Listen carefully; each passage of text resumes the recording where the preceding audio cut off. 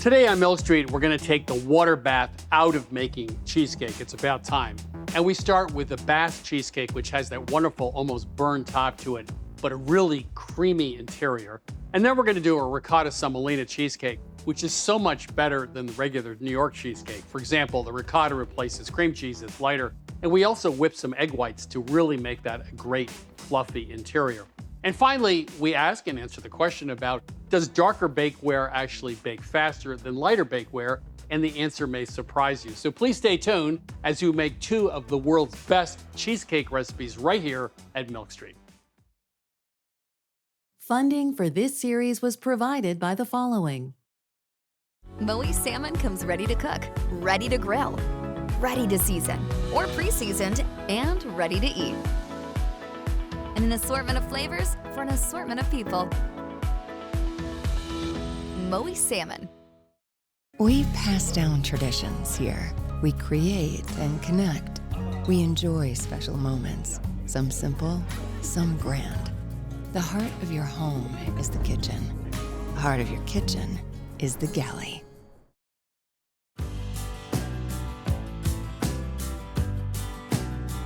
So Basque Cheesecake is such a dramatic and beautiful cheesecake with that gorgeous burnished top and the creamy filling on the inside. So when we worked on this, we really wanted to replicate that.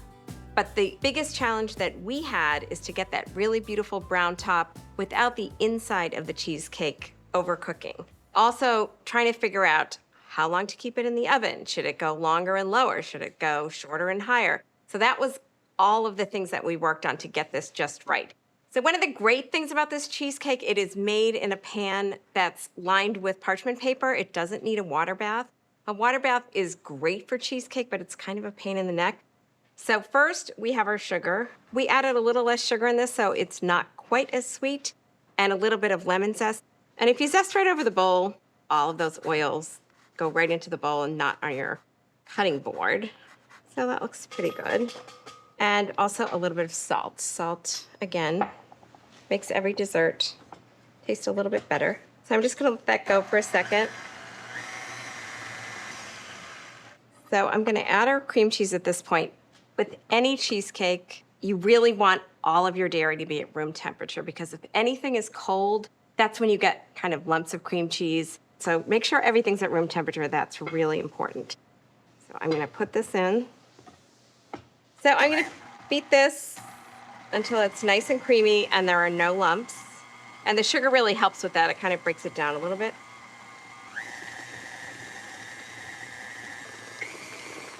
Okay, that looks pretty good. So I have 4 eggs here and 3 egg yolks. We took out some of the egg whites because we found having more egg yolk gave us a creamier filling. So I'm gonna whip that up a little bit. And I'm gonna slowly drizzle it into my cream cheese.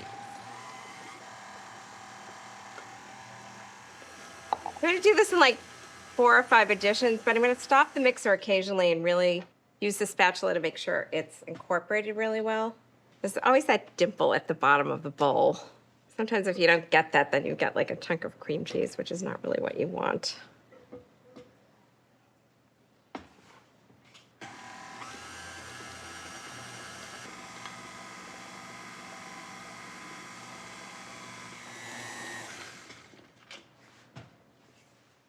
Okay, that looks pretty good.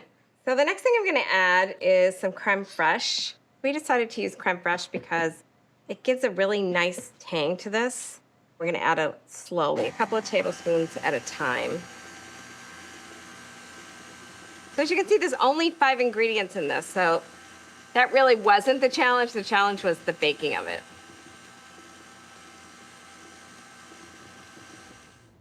So a lot of times when people make a Basque cheesecake, they'll add flour to it. We really did not want to do that because without the flour, you're going to get extra creaminess with no cakiness whatsoever. So we did not add flour. That was kind of a challenge, but I think we accomplished it.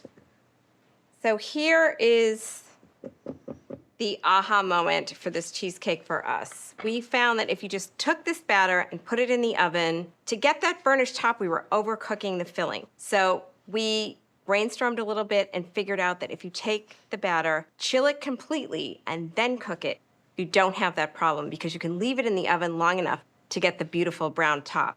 So we're gonna chill this for at least 6 hours or 24 hours. It's nice to just make it and keep it in your fridge overnight, and then you can bake it the next day. So I'm gonna cover this and put it in the fridge.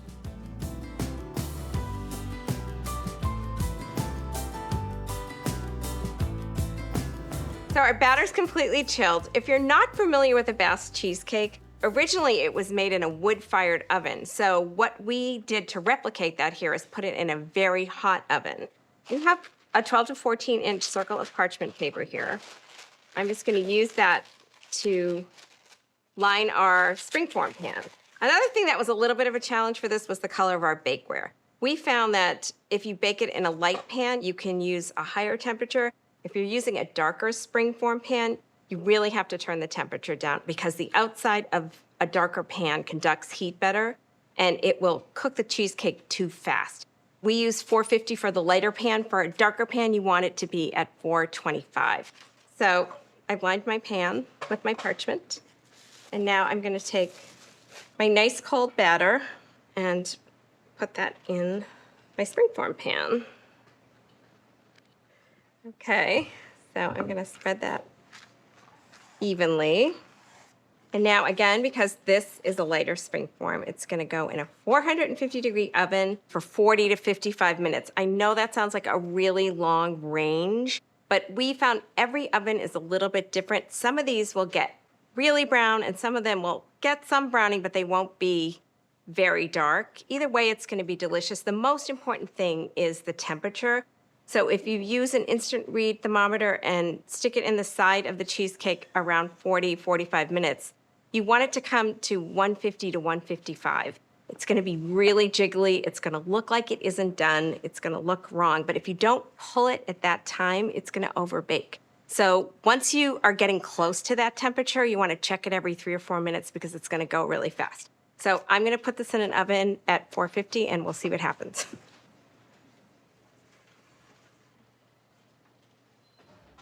So once this comes out of the oven, you want to let it cool to room temperature for an hour and a half to 2 hours. That is really important because another thing that we found is if you refrigerated it too early when you cut into it, it was breaking on the edges. So let it really cool down and then put it in a refrigerator for anywhere from 2 hours to overnight. In Spain, they kind of like to eat it at room temperature. We found we like it with a little bit of a chill on it, but you can serve it however you like. So I'm gonna take it out of the springform pan. It's like a gift. It's so pretty. So pretty.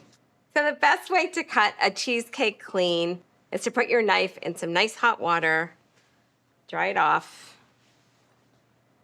and then, fingers crossed, everything should go right through. Gosh, this looks great. So you can see the inside of that is so creamy. So it's not overdone, it's not too dense or too thick, and you still have that beautiful burnished kind of caramel top that really plays off against that creamy middle. Give that a try.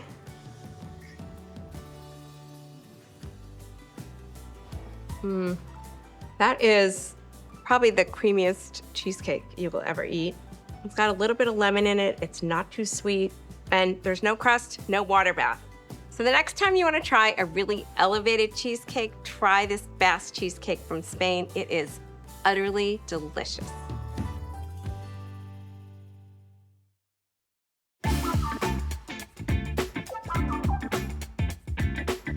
So you just learned how to make the Basque cheesecake with Rose, and one key ingredient is crème fraîche.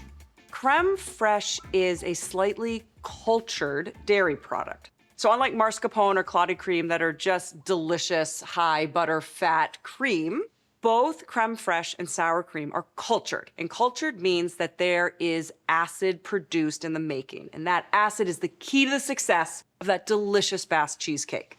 What I want to show you how to do today is make your own crème fraîche. Because crème fraîche can actually be quite expensive, and I don't want that to be the reason that you don't make that amazing dessert. So it is so simple to make. I know people like I am, cooking school teachers, often say it's just this and just that, and it's so easy, and 30,000 steps later, you have something that was just so easy to make. but creme fraiche, 1 cup of heavy cream. You want to make sure that it's not ultra pasteurized. That's the only rule. 1 tablespoon of whole milk yogurt or kefir. What the yogurt or kefir do is they culture the cream, which means the bacteria, the lactobacillus that are in the yogurt or the creme fraiche go into the cream and they eat the sugars. Then the byproduct is carbon dioxide, which is the acid which gives us the tang that you're familiar with in creme fraiche or sour cream. Cover it with some cheesecloth or a coffee filter, secure it. Don't touch it for 48 hours. Room temperature, which for us is 70 to 75 degrees. So we cover it with cheesecloth or coffee filter and not a tight-fitting lid, because when the fermentation happens, you give off that carbon dioxide gas and that can pop off the lid. You also need the air that comes through your cheesecloth or a coffee filter for an aerobic fermentation. Magic, it's been 48 hours. You take off the top, you stir it a little, and if it's not completely thickened, you don't worry. Take a whisk, whisk it up and let it sit for a couple minutes. When you come back, you have this beautiful, thick, incredible creme fraiche that cost a quarter of what you would have paid for it in the grocery store. Why do we use creme fraiche? If we were to use mascarpone or were to use clotted cream, it has such high butter fat that it can actually mask some of the flavors in something as simple as the Basque cheesecake. The acid from the fermentation sort of lifts up the flavor and allows some of those other ingredients and flavors to come through. So the recipe for the Basque cheesecake calls for 8 ounces. If there's any left over, you can eat it off a spoon because it's delicious. You can also keep it in the fridge for 5 to 7 days. It needs to be in the fridge. You can use it to make some whipped cream to serve with berries. You can use it to thicken a soup. You can even rub it on the outside of a chicken before you roast it and add some herbs, and you get a beautiful creme fraiche roasted chicken. So there's lots of uses for the creme fraiche if you have extra. So if you want to make Basque cheesecake today and not 48 hours ago, and so you need to buy creme fraiche, the only ingredient should be cultured cream. And this is why we call for it instead of sour cream. Sour cream often has a lot of added ingredients to stabilize it and make it shelf stable for a long time. Those can affect how your bakes bake up, but they also can add some off flavors. So with creme fraiche, you just have cultured cream. So it really is just that simple. Heavy cream, yogurt, 48 hours, creme fraiche.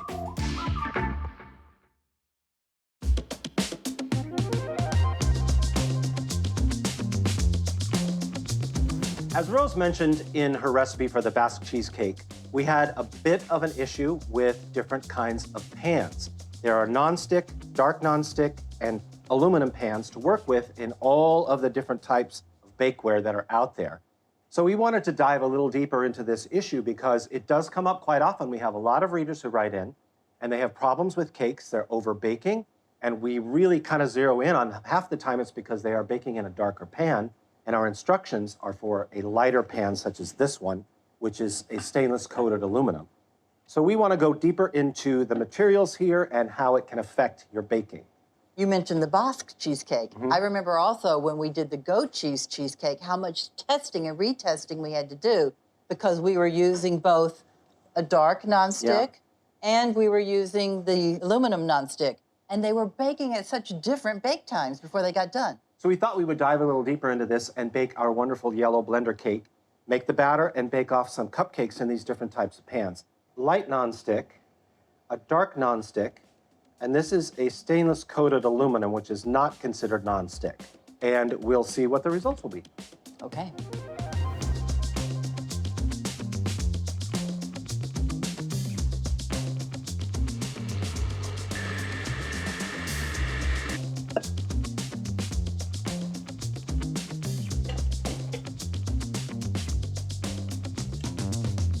How many drips? How many drips do you have so far? One on the counter, none on the pan. I'm going to the top row. Okay. You stay back. All right.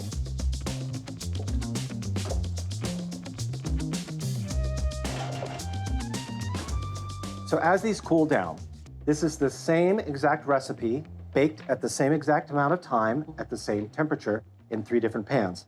The stainless coated aluminum, which is not considered nonstick, a lighter colored nonstick, and a dark nonstick pan. So that's a nice even bake there, not a lot of color. Yep. Okay, now we got a little bit of tan there. It's a little bit darker. Kind of a golden, light golden. And then but here's smoother too. Wow. Here's our dark pan, Oh, which you can look at really that. see.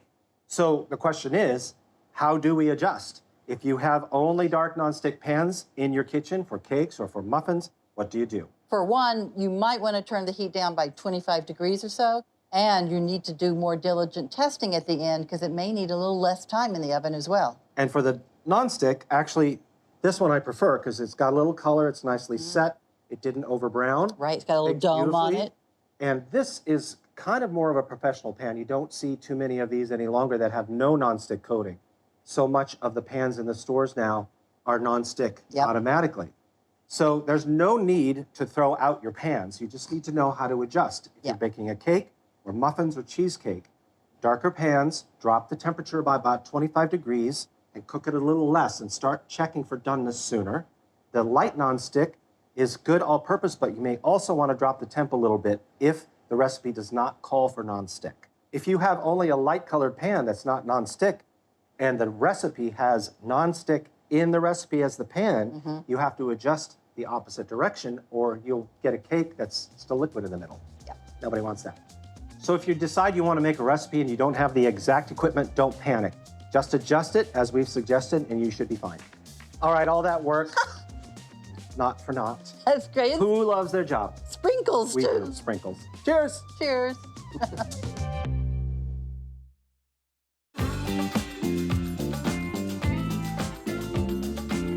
The world's lightest cheesecake.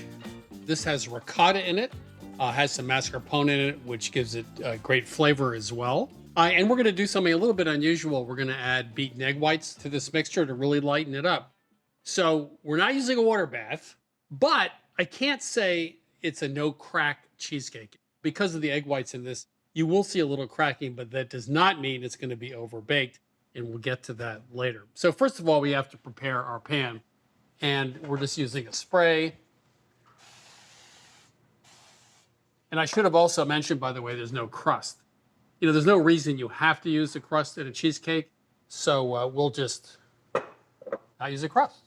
This is semolina. Semolina is a flour. It's made from durum wheat, which is maybe 6 or 7% of the total wheat grown in the world. It's very high in protein and gluten. It's used a lot in pasta. So, pan is ready to go. So the first thing we're gonna do, and this is a great technique you can use for lots of recipes, is flavor sugar.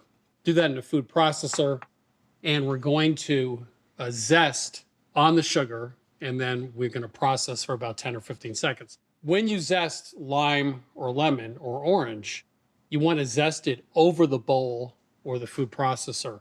The reason is if I zested it over, let's say, a cutting board, the essential oils, which have a ton of the flavor in lemon, are going to come out, and they're going to end up on your board and not end up in your sugar or food or whatever. When in doubt, add a little extra. I never measure when it comes to this. I think it should be a couple of teaspoons or something like that, but who cares?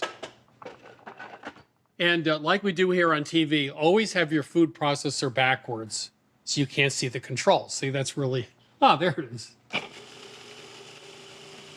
You can see it's actually turned a little bit yellow. It has a wonderful fragrance. So that's just a great way to flavor sugar instead of putting those two ingredients in separately. Okay, so on to the two key ingredients, mascarpone. Love mascarpone. And ricotta. And we're going to process those briefly.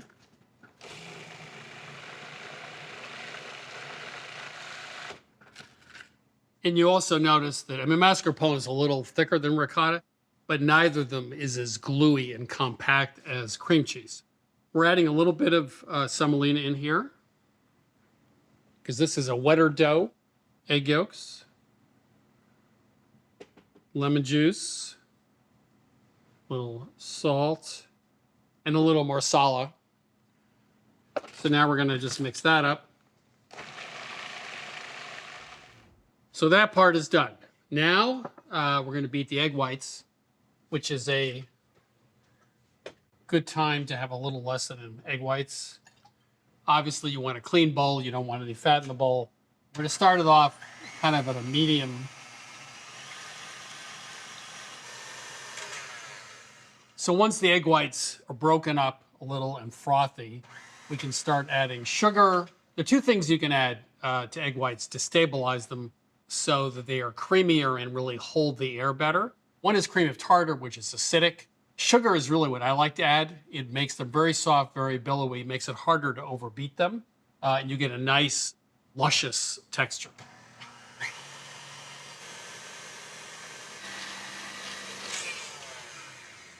I learned this lesson from Claire Patak in East London. She has a very well-known bakery there. And she has always told me that the two things you want to think about is slightly underbeating your egg whites, but to think about the egg whites not having a stiffer texture than the batter into which you're folding them. And that makes sense because if they're too stiff, you're going to have to fold and fold and fold, and you're going to collapse the egg whites. So it turns out that if you keep them softer, they're not going to be collapsed during the folding process. And in fact, you're going to end up with a cake, for example, or a cheesecake that has more air in it and actually rises better. So we're getting there, but we're not quite there.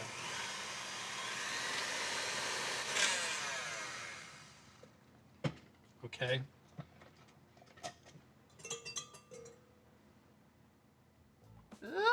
Almost. Not quite.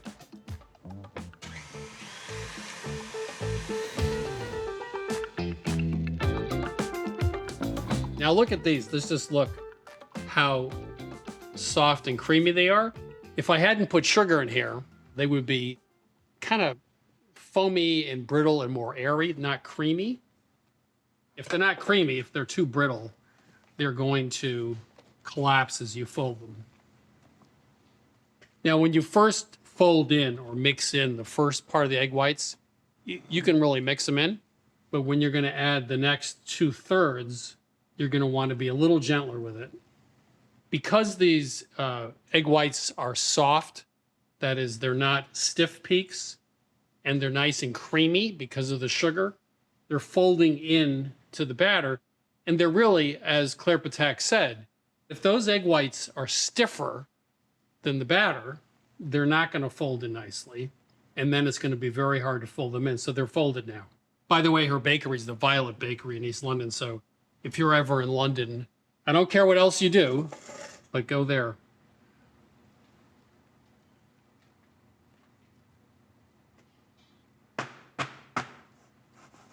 Okay, we're going to put this in a 350-degree oven for about 45 minutes. So now the question is, when is cheesecake done? Which is one of the top 10 questions in the history of man. If you wait till the center is fully set, you're going to overcook it. So what you want to look for is the center 2 inches or 3 inches or so still can jiggle a little bit. Same with a pumpkin pie. Then you take it out, let it sit in a cooling rack, and it will set in the next half hour or so. However, this cake will crack a little bit because we're using egg whites. It's a very light batter. So you will see a little cracking, but that does not mean overcooking. It's cooled. I've cooled.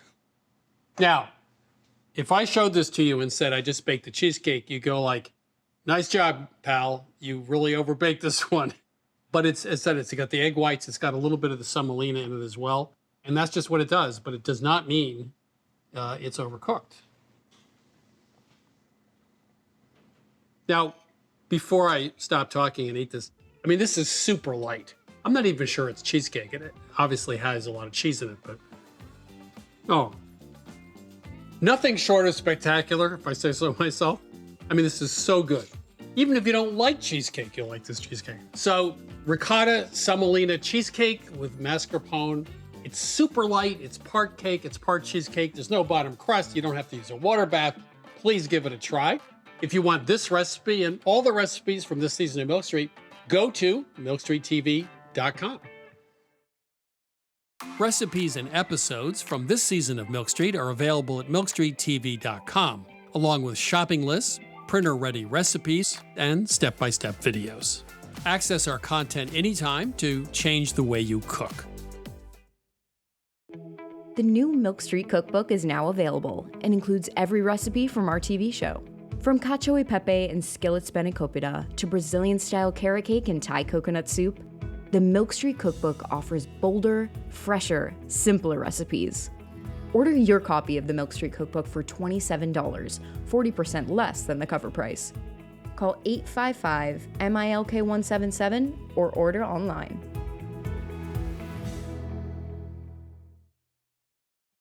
Funding for this series was provided by the following. Moe's salmon comes ready to cook, ready to grill, ready to season, or pre-seasoned, and ready to eat. And an assortment of flavors for an assortment of people. Moe's salmon. We pass down traditions here. We create and connect. We enjoy special moments, some simple, some grand. The heart of your home is the kitchen. The heart of your kitchen is the galley.